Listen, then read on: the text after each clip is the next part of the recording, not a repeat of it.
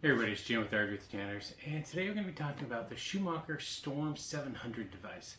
So think about this, it's a battery operated device. Think about it as like a generator replacement, a portable generator replacement for times when you're going to not really need the full power of a generator to charge your RV, but just for temporary purposes, like if your power should go out in your house, you're going to go tailgating, you're going to go maybe on your patio and you want to run some lights and maybe some music or something out there.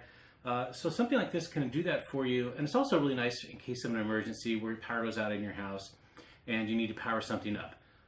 Some of the stuff that it can actually do is fairly impressive.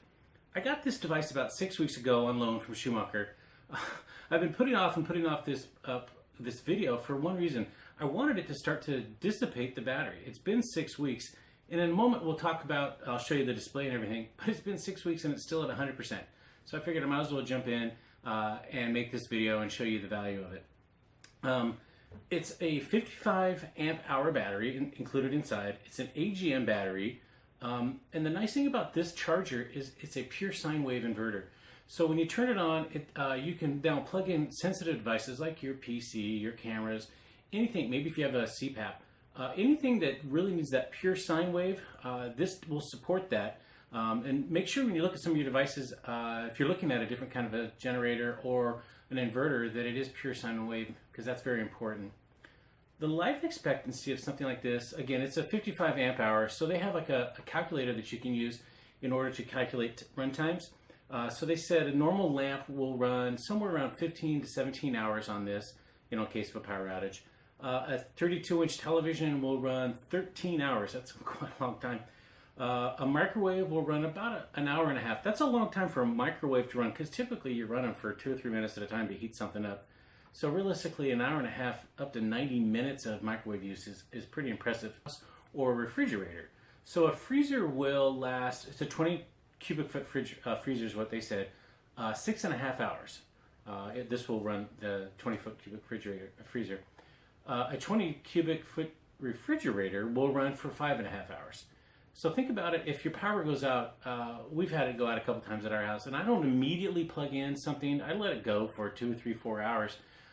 So then I would plug something like this in and fire the refrigerator back up. So as long as you don't open the door back and forth, the refrigerator is going to stay rather cold.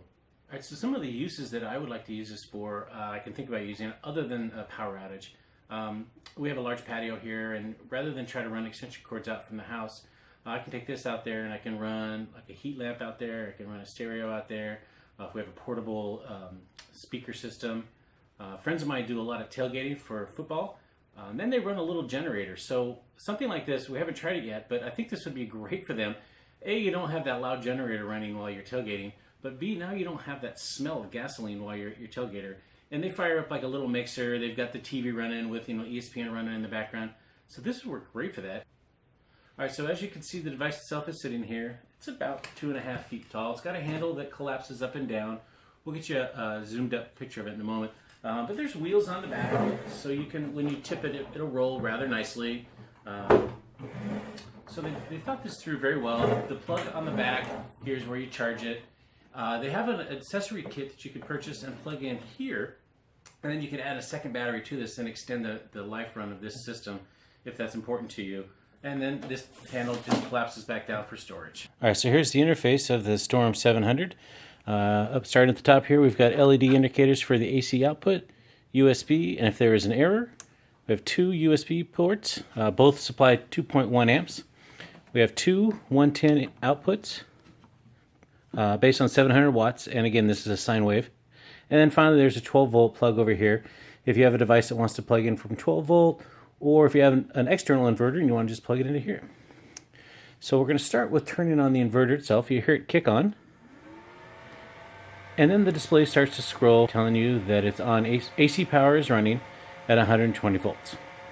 And the little green LED light comes on, indicating that everything is good.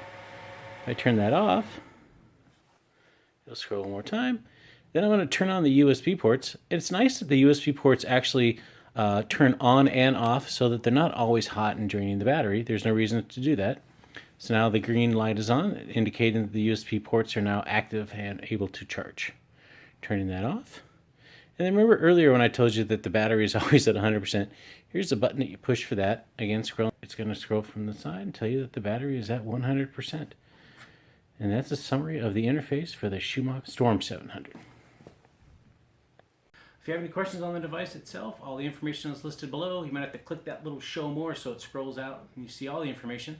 Links are in there to where you pick it up, maybe on Amazon or your local retailer, Lowe's, Home Depot. For myself and Melinda, thanks for watching and hope you have a great day. So if you haven't done so yet, please remember to hit the subscribe button and then hit the little bell so that it reminds you when we post new videos.